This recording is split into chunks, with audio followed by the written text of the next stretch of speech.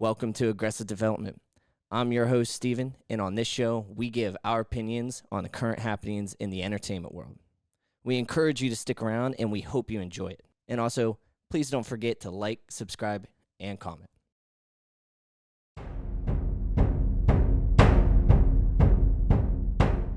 A lot longer than we need to do on that, on all that. Yeah. That's fine. Now let's get right into it. GTA 6, motherfucker. All right. So Yeah, I'm gonna just keep yeah. it up being with you, okay? Yeah. I know you've been waiting to talk about this one. Listen, I loved GTA 4. I loved GTA 5, but there were some things I had problems with GTA 5 because like I'm not a big online guy, right? As far as like the multiplayer aspect for GTA. And for me, I feel like all the things you could do on GTA Online, you should have been able to do in single player, right? Now with GTA 6, on track, right? Keyword is on track. There's no motherfucking release date. Yeah. Well, let me Bro, pull up the quote again. What did he say? He said the Rockstar was it the general manager or Some motherfucking CEO asshole. something. He said, and I quote, they feel pretty confident about GTA 6's release window, That's which some is fall of motherfucking bullshit. 25. That is so that's not quite a confirmation, but it's close. we I got guess. John Cena as a heel before we got GTA 6. Yeah. Make that Did you make- see him post the GTA? He just posted on his, I think it was his Instagram or something, the GTA 6, just like a promo, like a poster or whatever. He was making reference to that meme. Fucking nuts, bro. Yeah. I just hope that they do everything because it's gonna be an expanded version of Vice City, right? Yeah. Mm-hmm. So everything that we've seen and like the little trailers we have, I'm hoping that it's not like one of those things where I have to dump hundreds of dollars into online. Because for me, like, Well, it probably will, but you don't have to if you don't want to. That was the thing with the other one. You technically didn't have to if you didn't want to. not necessarily because outside of single player, there wasn't a whole lot you can keep doing with single player. Like if you go back and play GTA San Andreas, there's mad shit you can do on single player. Obviously, there's no multiplayer that time period. But Yeah. all this, I can do way more shit in San Andreas than I can do playing GTA 5 single player. Like for me, I like multiplayer games. I don't play games like that multiplayer. Like I much rather play COD, Halo, or like Rivals or something. Like a competitive games. Like I'm a when it comes to multiplayer stuff, I'm a competitive gamer. Yeah, like- I main competitive games. I'm not trying to play GTA Online like that. You know what I'm saying? Like, so I want to be able to go crazy with what I'm doing on single player. So I'm hoping GTA 6 delivers. Now you've had how many years has motherfucker been developing this shit? 10? Ooh, I know GTA 5 came out in 2013? Give me a second. let me Jamie, think. when did GTA 5 come out? I was 2013. I was gonna say I think I was in high school, maybe. I don't know. Either way, I remember downloading that on Xbox. It took forever to get into a game. No, my bad. I remember when online dropped and everyone sat in queue for online for like 10 hours. I sat in a queue for online for 10 hours when it dropped. And all of us stayed up all night to beat the game because you had to beat the story to get to online, to unlock the online. At least that's when it launched. That's what you had to do. So we did that and then got stuck in a queue for 10 hours. Didn't even get to play that night, I don't think. I just think I really hope it took 12 years, right? About 12 years now for this game to be developed. Figure it the fuck out. I really fucking hope it's not, they don't pull a Cyberpunk 2077. Because it's just some ad, bro. Like, we've been waiting mad long, bro. How many times? We've been through 3 different console generations, right? 360, Xbox One, and PS4. Was GTA 5 on? PS3. Yep, PS3 and 360 was on. Then you Was had it Xbox really? One, PS4, and now we have the Series S and PS5. That's 3 generations, motherfucker. Like, bro, hurry up. Yeah. Well, I will say that the trailer that they released a while ago for GTA 6, it said it was in-game footage, if I'm remembering correctly. Which, if it is, whatever engine they're running on that, those graphics look incredible. Don't know what engine Rockstar GTA runs on. I should know that answer, but I don't. Yeah, but it looks incredible. So I'm definitely super excited. but this feel pretty confident about the fall release window. I don't think it's going to. I don't think it's going to be in fall. And my guess is we'll probably see maybe summer 26. That's still mad long, bro. I know. It's it's long, but this is something that I just saw today come out. I don't know if you played any of the Tony Hawk games, but Tony Hawk's Pro Skater 3 and 4 is getting remastered and coming out in May. And I want to say that it's supposed to come with. Let me pull up the article again real quick. Pro Skater, along with Skate, like the Skate games, like those are peak gaming. Yeah, those are peak gaming games. No extra bullshit. Like, yeah. So it's. Yeah, Tony Hawk's Underground it was definitely one of my favorites, but the Pro Skater ones were probably the most popular. The Pro Skater series, because I feel like only like diehard fans played because the Underground ones were a little bit older. Yeah. But it's gonna be scaled to 4K, I believe. They're probably redoing the texture packs and everything, most likely. There will be cross-platform online multiplayer for up to 8 players. Robust version of Create a Park, where you can create your own custom skate parks. It's set to launch, not May, July 11th. Of next year? Of this year. Of this year? Yeah. Oh, shit. So we got a Pro Skater remaster before GTA 6. Yeah. Ain't that some motherfucking shit? And it's only going to be $50, $49.99. But they're probably going to charge out the ass for GTA. Yeah, it looks like if you pre-order and it's coming as a package, so 3 and 4 is going to be together. If you pre-order it, you can play the demo today. So that's interesting. Honestly, I'm kind of curious to see what the graphics look like, because I know as of recently, a lot of those remastered games coming out look really good remastered. Like even the Last of Us series, like those remastered were incredible. I don't know if you ever played any Ninja Gaiden. Bro, so Ninja Gaiden is one of my favorite games to play as a kid. They just remastered it, and it looks outstanding on P5. Yeah. Out fucking standing. I think it is. No, it wasn't a PlayStation exclusive. Jamie, is Ninja Gaiden 2 the remaster? Is that PlayStation exclusive or no?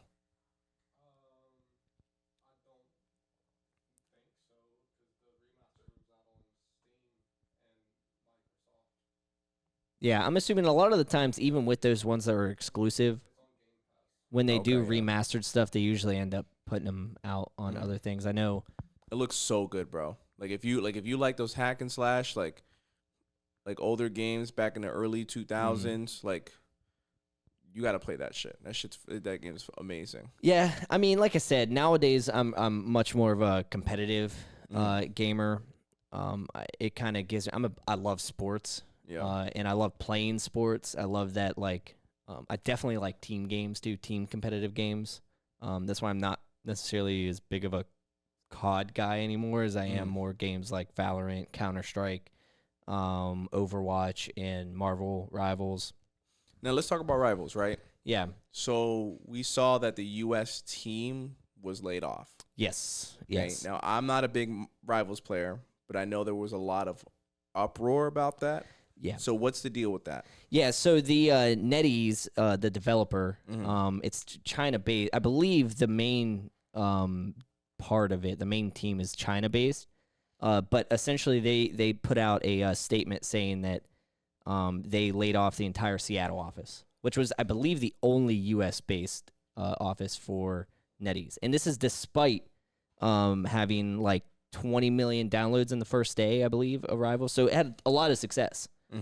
So a lot of people were very just taken back by the fact that they laid off this entire team. And do you think it's going to impact like Rivals at all because we don't have that U.S. based team no more? Not really. So I think that we still see the player base. It's still growing. Like the game's even still growing, and I think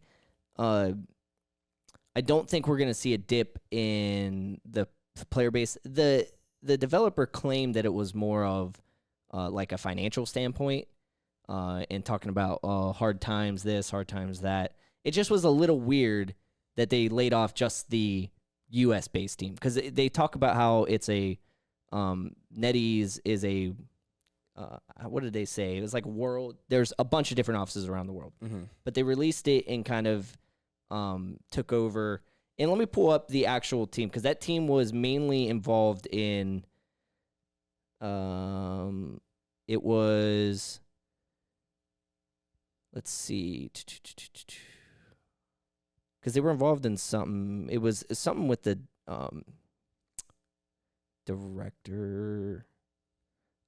This is what they were. So they mainly focused on game and level design, offering guidance, strategy, and design direction over the last couple of years. So they've been working on this game for years. So they were definitely a pivotal part. Yeah, and they get laid off right after it gets released, right after the game finally drops.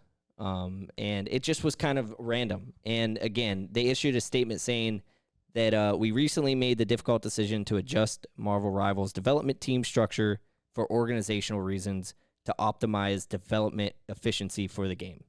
This resulted in a reduction of a design team based in Seattle that is part of a larger global design function in support of Marvel Rivals.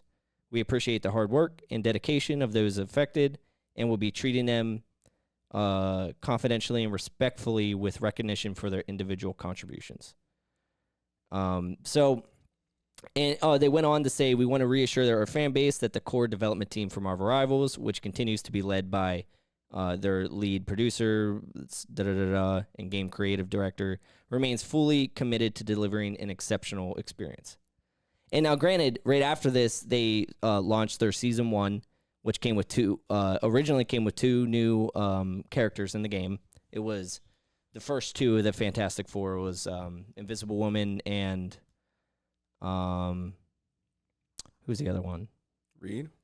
Reed Richards? Yeah, and then they did a one or like a half season update and added the other 2. And they plan to add 2 characters like every season, I believe, or I guess 4 characters a season. They'll do 2 at the start and 2 halfway through for every season. Now, that's a lot of characters. So they're clearly not slowing down production. And I guess we haven't really seen any dip in quality. It just was kind of odd. It was odd timing. And I think that's why it took everyone back. See, I've been saying I've been going to play Marvel Rivals for fucking weeks now. So I think it's time that I try it out. But I don't know. I love my single player games. I play a shit ton of Elden Ring. So that's like my thing. I do play some college football 25, but I don't know. Those competitive games, I feel like maybe I wouldn't say I don't have the attention span, but it's like I know Marvel Rivals is very heavily skill-based, like especially depending on the character from what you and Jamie told me. Like if I want to use Spider-Man, like Spider-Man is skill gap, you know? Yeah, I mean, there's definitely skill, but there are players or characters that you can play in that game that aren't. I feel like the real skill gap in a game like that is it's not like a typical shooter, you know? It's not like you jump in and the main objective is to go kill the other team. Rivals, very much like Overwatch, are very, very, very, very team dependent. Yeah. You have to work as a team. Individual contributions can't take you the whole way. They help, but they can't take you the whole way. And that's the real skill gap is really just a knowledge gap and an understanding of how the game plays. And I feel like because this drew in so many people that have never played a game like that before, that's what we're seeing in those, especially in ranked. In the lower ranked lobbies, you get people that just don't understand the game. So that's really it. I mean, I've been having a ton of fun in it. One, I love Marvel. Always been a Marvel fan. But 2, I played a lot of Overwatch. So, and people were making jokes saying it's just a reskinned Overwatch, which to some degree it is to some degree, because I mean, but it's hard not to like make a game like that and not say, "Oh, this is reskinned." Some similarities, right? Because Overwatch was pretty much the first of its kind to some degree, and whenever you're, the first successful of anything after that's going to be compared to it. But I've been having a ton of fun on it.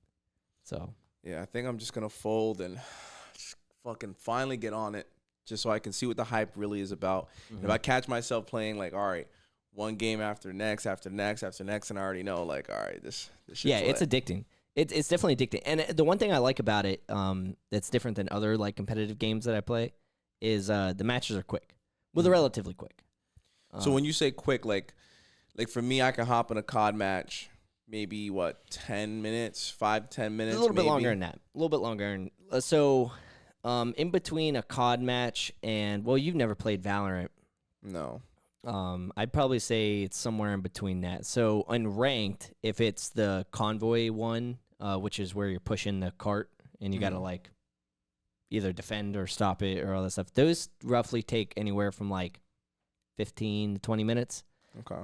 The domination style ones where it's like capping a point and hold the point. Yep. Those ones probably last like 10 minutes.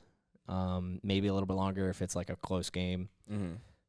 So that's kind of what I mean by short. In Valorant, you're playing a map. Like if you're playing, it's most likely going to be 40 to 50 minutes of a game. Which is why Valorant's like a tough one to hop in and just kind of like keep playing over and over again, because like it's time consuming. Very time consuming. Because there's and especially if you go to overtime, that's an hour. You're going to be playing that game for over an hour. See, I don't know about that. If I play like a match and it takes me an hour to play the match and I just fucking lose, or if I'm just getting absolutely destroyed the whole time, like I don't know if I can handle that. What, in Valorant? Yeah, what's the point of playing a competitive game if you're not playing ranked?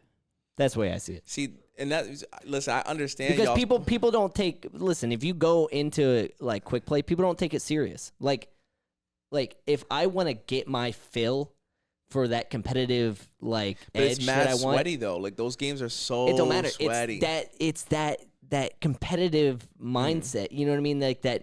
Like you get when you play sports. The reason why I play competitive video games is because I was a very competitive person playing sports. Yep. And I love playing sports more than I like watching them.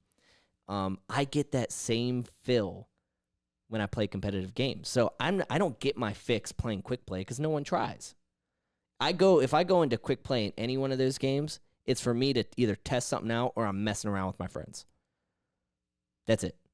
Okay. So again, I just see there's no point in playing if I'm playing it if I'm not playing ranked. So yes, Valorant can take a while if you're playing ranked. You ever played Battlefield 2042? Yes, I did. Those games, those matches that I played, those ones could be really long. Mm-hmm. And I did enjoy that. I did enjoy that a little bit. Some of the Halo games I played, some of the matches I played with when I play Halo, those can take. It just depends. It really just depends on what game mode you're playing. So I'm assuming it's just like with Valorant, for example. Like I think the only game I can compare that I've played that was that long was Battlefield. When you do like the massive map. Yeah. Yeah, to some degree, but at least in Battlefield, like you can leave. Yeah. You can't leave a Valorant match. What you mean you can't leave? Well, you can. You can get booted for like inactivity, right? I'm assuming so. Just by like. Well, yeah. I mean, you'll get banned. You'll get a ban for like a certain amount of time or like a timeout. Where you won't be able to queue for like, I don't know. It just depends on how many times you do it. But on top of that, Valorant is so it's 5v5. Okay, if you are one player, you're gonna lose. You're not gonna win because I mean, I shouldn't say you're not. You could, if for whatever reason the other team just sucks, but it's similar to how Rivals is, and Overwatch is, the numbers advantage that you have in those games is like astronomical. You know what I mean? You go down a player, even when you're playing and like someone gets killed and you don't trade it out, like you're instantly in a terrible position for the rest of that round. Same thing with kind of Rivals. Now, Rivals, you gotta you respawn, but you can stagger. Mm-hmm. You know, if the other team gets a kill and now it's a 6v5, okay, it's all about damage output versus healing and damage and mitigating the damage with your tanks in Rivals in Overwatch. And it's like when you're down a person, that's one less contributing to that. So now the other team can put out more than you can, or the other team can heal or stop more than you can. So you know what I mean? It's just like the numbers advantage is insane. So life is way more important in those games than anything else. Right? Like when I start getting into it, right? It's probably good practice for me to start, I guess, jumping around with different characters. Like if I see that I'm having a lot of success being a tank versus like a healer, like a support character, because like what Rocket's in the game, he's a support, yeah, right. I could go back and forth, right, between those guys. You can. So in Rivals, you can. It's the same thing with Overwatch. You can swap in game. Valorant, when you pick your agent, you're locked in that one for the duration of the game. But yeah, you can switch around, and it's actually good if something's not working. Then it's good to change it. That's actually a good mindset to have. Like, hey, let's try something different. But also when you switch, you also don't want to put your team at another disadvantage. So like if you're a Rocket and you only have one other support character with you helping you, you're not going to want to swap to a damage or a tank without one of those other damage or tank guys swapping to a support to fill in your support. So you have healers, or does that support? So all right, so support, tanks, damage, yeah. Those are just the three types. Yeah, there's the three categories. That's not what they're actually called in Rivals, so I don't want anyone to flame me for that. I forget what they're called in Rivals. It's like Vanguard, Strategist, and something else. But yeah, that's what they are. So tanks are meant to take a lot of damage, right? They got probably a lot of health. Yes, they have a lot of tech that keeps them alive. They got bigger, shields. They have stuff that can absorb damage. All of that stuff. They're in the front, taking damage. Okay, the damage characters are obviously, it's in the name. Yeah. Their actual. A lot of people. Is Spider-Man a damage character? Yes, he is. Iron Man, damage. But Wolverine. There's different types of those damage characters too, the dive ones. Yeah. I mean, that's kind of like, I would get into the whole concept of dives and stuff like that, but that's a little bit like, you got to kind of understand the game first. I'm not. But I'll tell you this. This is where massive misconception comes in. Okay, a lot of people are like, as a damage character, I need to be putting out as much damage as possible. That's kind of true. Your goal as damage is kills, not damage. Your goal is to get as many kills as you can with the least amount of damage possible. Because what are you doing if you're damaging and not getting kills? What's happening? The other team is healing. Yeah. Okay? So what happens so all these characters have ultimate abilities, and it charges up. So if you're damaging without getting kills, that means the other team's healers are just farming their ultimates. And the healers' ultimates are basically will make their team, when they pop them, will make their team invincible for like 10 seconds. Is it easy to farm like your ultimates in the game like that? Like If you get them pretty quick? Yeah. If you do things correctly. So you get them from your abilities, from either doing damage, like little things like that. It also just will go over time. But obviously other things. For healers, the more you heal, the quicker that loads. Okay? So if I'm playing Punisher or someone who puts out a lot of damage, and I have 50,000 damage but 10 kills, that's not good. No, that is horrible. That is absolutely. That means that the other team probably had like 5 support ults in one round, which is bad. That means, by the way, every time that support ults, their team's not going to die for 10 seconds. You know what I mean? It's like, so there's ways to think about it. All these different moves. It's very games like that. It's very strategic. Everything's very strategic. A good timed ultimate can make or break a round. Wasted ultimates can ruin a round for your team. It's all about timing.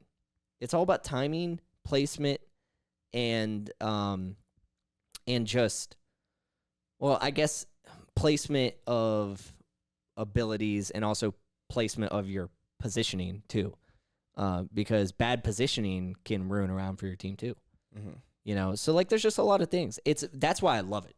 That's why I love it, because it really takes a lot of thought. You can't really brainless play. It's not like Call of Duty. You go hop in and just run around. I can run around with a COD knife real or a quick. shotgun. You know Yeah, I what can mean? run some COD real quick, and it'll be all right with me. Yeah. Like I can go and do round after round after round. Like see, like and that's what's so intriguing to me about Rivals, because obviously I'm hearing everyone and their mother play Rivals, right? Yeah. Mhm. Obviously, a lot of you guys in the house play Rivals, and I'm the only one who hasn't touched that game yet. So Right. I have it downloaded. Like it's on my Xbox. I just haven't loaded it. Like I just haven't loaded in, drop in, ran a game yet. Mhm. So for me, but again, it's just every time we talk about it, like to me, it's like, oh, I want to go play Rivals now. But then I just don't. Right. Go It's play. definitely listen, and I don't want to like make it sound like it's overcomplicated.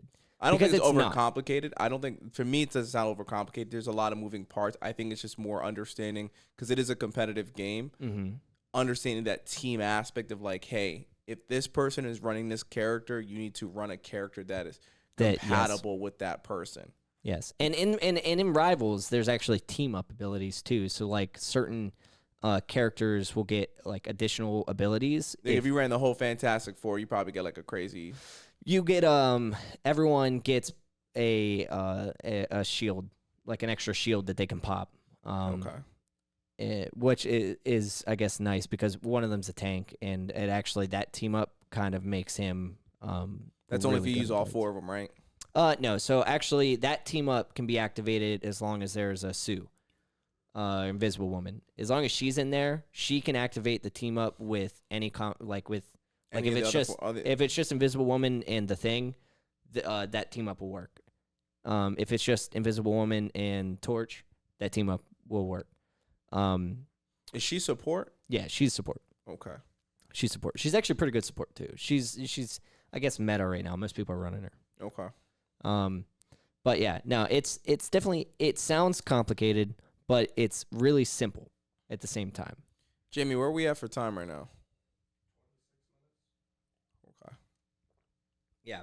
But Valorant is Valorant's another one of those where it looks like it's simple, but it's actually, this is why I always try to tell people, like, go watch pro play of Valorant, and you'll realize how crazy of a like strategy is in that game. Mm-hmm. Because it does take like a lot of planning. You know what I mean? That's why a lot of these games have what they call them IGLs, in-game leaders. Mhm. They're the ones calling shots in the game, like saying, "All right, we're gonna do this, we're gonna do that, we're gonna do this." And honestly, I love doing that in games. I end up doing that most of the time because I'm not the greatest skill wise. I'm just not that great on keyboard and mouse. Like Mhm. I am to some degree, but that's like my stopping point. I am really, really knowledgeable about these games. I understand them at like a fundamental level that I can tell people what to do at a high level, at a very high level. That's why I can sit here and explain to you how these games work, because I just understand them at a fundamental level. See, I don't think I'd ever go keyboard and mouse, personally, me. Even if I build a PC, like I'll probably still rock controller. A lot of people do. I will say that a lot of games, like Rivals, for example, you can play the quick plays cross platform, but the ranked is actually separated. So there's a console ranked queue and there's a keyboard and mouse ranked But the queue. console is crossplay though, between yes. P5 and Xbox. Yeah.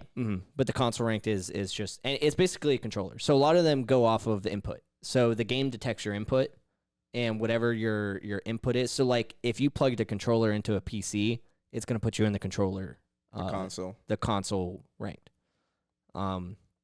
So that happens. Like if I plugged a keyboard and mouse into my PlayStation, it would put me in the keyboard and mouse lobby. That's just the way it works. So I don't recall another game that does that. I know a lot of games try to separate stuff like that. I think you have the option in Call of Duty to play I feel keyboard like and every mouse time I only. play I can't remember. COD, like I feel I I think it's both. My experience.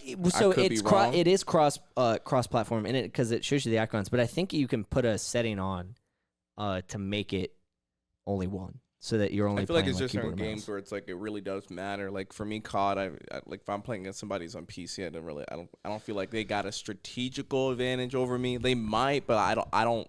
It's not obvious enough for me to be like, damn, I can't play this game now. I'll tell you where the benefit comes in. Precise aim. You can't precise. That's why controllers have most controller games have aim assist, because you can't precise aim with a controller. You can't. I mean, you can be good at aiming on controller, but you can't precise aim like you can with a mouse. So that's where the difference is. That's why a lot of even professional gamers, most of the time, they're probably keyboard and mouse, because that gives them an advantage. They can do more. You only get to a certain threshold with a controller. The keyboard and mouse, you can get past that threshold when it comes to skill. That's why you don't see people like. There's a console version of Valorant. Mm-hmm. It's not good. It's not good. It's not good. You can play it, but the whole idea of Valorant is precise aiming. It's an aim-based shooter, just like Counter-Strike is. It's like precise aim is how you play it. That's what it's built off of. Yeah, you got abilities and stuff like that. You can do abilities. You can use your abilities on controller, but precise aim is like the core mechanic of it. You know what I mean? So having a controller or console version of Valorant, it's cool to get people kind of involved in this in the space, but it's nothing. And from what I've heard, it's just not good. Mm-hmm. I think Jamie, you played Valorant console. Yeah.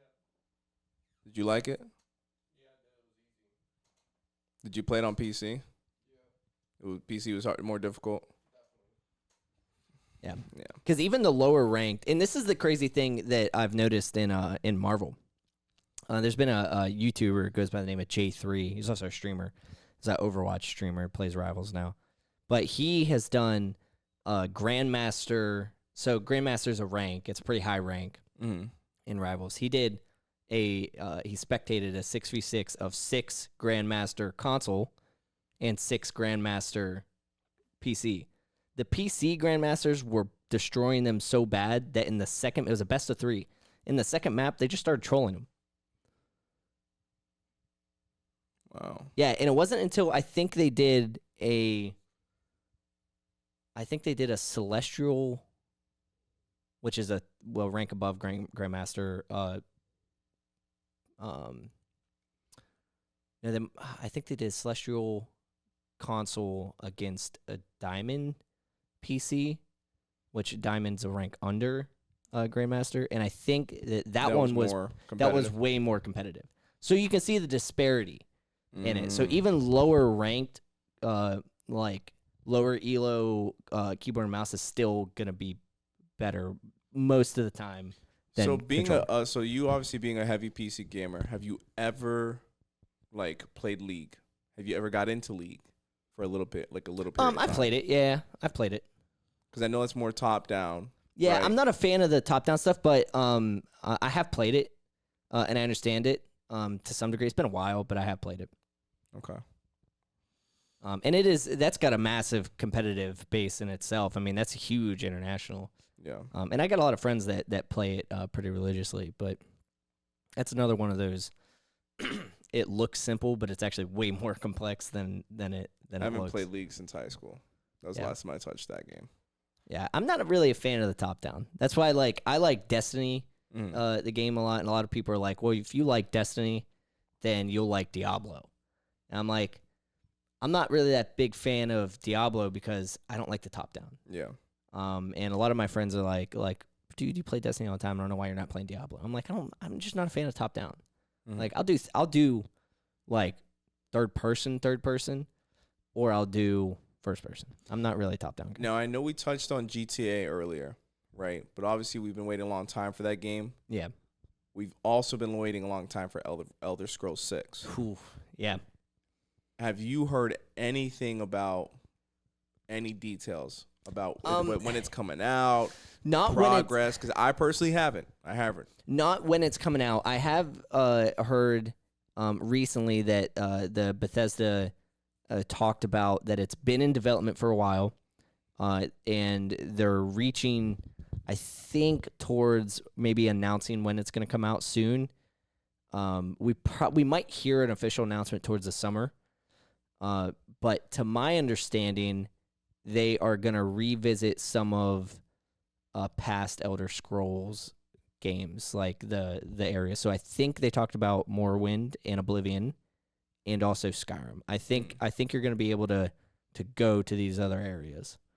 I want to project it to be a very massive game, but where they're going to have a lot of competition is that new game that came out, what is it, Jamie, what's it called? Kingdom what?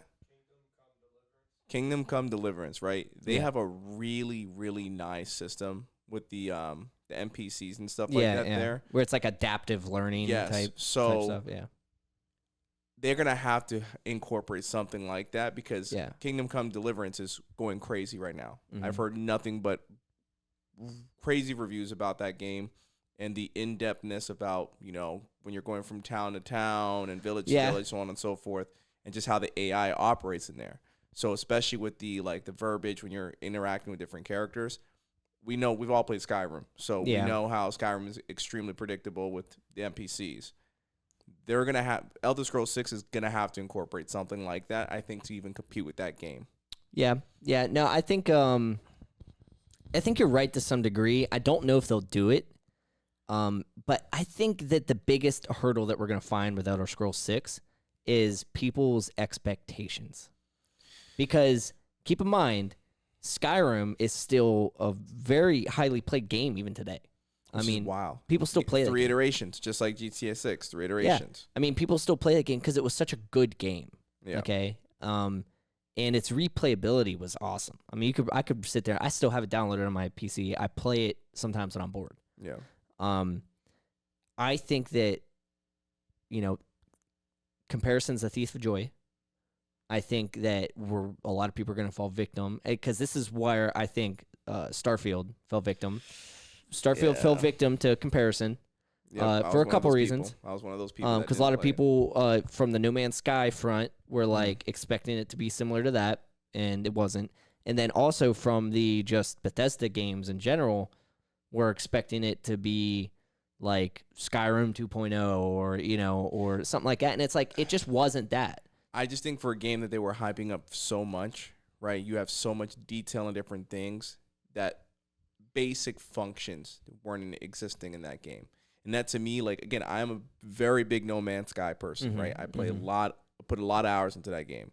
So to me, I loved Starfield. I love the concept of it. But to me, it's it's space exploration. And if you're going to give me all these options for my spaceship, I should at bare minimum a game like No Man's Sky that allows me to leave in and out of the atmosphere. A game like Starfield, who is telling me I can do all this stuff with my spacecraft, I can't even do that. That to me turned me off because I think that is a basic function when you're talking about games that space exploration, right? Any type of form of exploration, I should be able to. That's a basic function. But people kind of blew that out of proportion a little bit because you couldn't fly straight into the planet. That kind of sucked. I get that. But as long as you were in the system, you could fly across the system. You just couldn't go system to system. You had the fast travel. I think it was cool. I think the ship customization was dope. But even then, the fast travel stuff is fine, right? Because even in No Man's Sky, if I want to go from star to star, that's still a fast travel, right? Yeah. But I go to a new system, I should still be able to fly into the planet. You're talking about a game who didn't have the resources that Bethesda has. And that is a basic function. To me, that is a very basic. No Man's Sky, when it launched, was not a good game. You're right. It wasn't a good game. And right now, if you play No Man's Sky, it is a beautiful game. Yeah, no. Right? So, but my whole point is Starfield had plenty of time to develop. That all this stuff.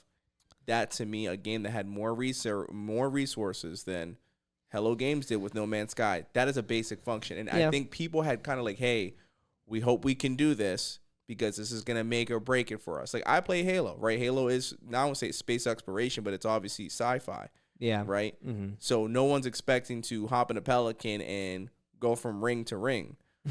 Like with Starfield is all first person shooter, but you're giving me space exploration at the same time. That's basic space exploration. Yeah. I think Star Wars Outlaws does it better than they do. Yeah, well, I haven't I played know that Outlaws. game wasn't highly reviewed, but Yeah, I mean, I haven't played Outlaws. It looked cool in concept. I haven't played it. I probably should play it at some point. And I don't really know too much about it, but I know that the original gameplay reveal of it looked pretty fun and cool. But I don't know. I think with Starfield, it just was one of those. They put too much time in the way the game looked, and not enough time into the content. I still had fun playing it, but it didn't have the replayability that other Bethesda games have. And I think that's where its main problem was. Is like it didn't make me want to go back and replay it. yeah. But I still had fun playing it for the first time. There was a game I played that was similar to Starfield. I don't remember what the name of it was. And it was really good story-wise. But it was like a hard stop on the ending. Like there was no replayability of it. The Outer Worlds. Outer Worlds. Yeah. That's the name of it. Mm-hmm. I played that game. That was honestly, it was really enjoyable because obviously I am jumping from system to system. Yeah. It also kind of gave me a false sense of exploration, space exploration too, which it is what it is. Yeah. But once you hit the ending of the story, that was it. Yeah. That was it. You know, which I was like, this is stupid. Yeah. Like there's nothing else I can do once I hit the story. Yeah. And don't get me wrong, I love my single player games, but even like Elden Ring, right, which is predominantly single player. Mm-hmm. Even after I beat the main quest, there's still side quests Yeah. I can do. There's millions of things I can do. Yeah. Right. Yeah. So I just think when you have games like that, like Starfield, like I haven't played Starfield. I should probably definitely go and play it and give it a chance. It probably won't take it long to beat it either. I mean, like I said, it's a and- pretty quick game. It didn't have a ton of content to it, which was is the crazy. problem. A game they took from they've been teasing Starfield for years. Well, it had a lot of planets you could visit, so it had a lot of areas, but those areas like didn't have most of the planets you visited. There was nothing on them, and that was kind of the big problem. But also on top of that, like even the side quests, it wasn't like there were a lot of side quests, but there wasn't a ton of side quests, and the main story kind of wrapped up pretty quick. Now it had a couple different endings you got to choose, which I guess is cool. But like that's a normal thing in games nowadays. yeah, You know, that's not like ground. You know, like I can go back groundbreaking. and play Fallout 4 because I think like Fallout 4 has a lot of replayability, Mhm. right? So to me, when I'm thinking about Bethesda, you got to have those things. Yeah, I think that if they would have spent a little bit more time on content, and I think they had some DLC since then. I don't know. I haven't played it since, but I think it would have been a little bit better. Mm-hmm. But I think that pretty much wraps up what we wanted to talk about this week. We'll definitely talk about games more, especially as things start coming out. Yeah. You know, we want to keep everyone up to date on what's going on and all that. But as always, we appreciate everyone for making it to the end of the show. If you could leave a like, follow, subscribe, comment, tell your mom, tell your aunt, tell your uncle, tell your friends. wives. Why will? That's crazy. Careful, My careful, careful, careful, careful. We don't want to get don't want to get demonetized before we get monetized. But anyways, we do appreciate any amount of support that you guys give. And as always, we'll catch up with you guys next week.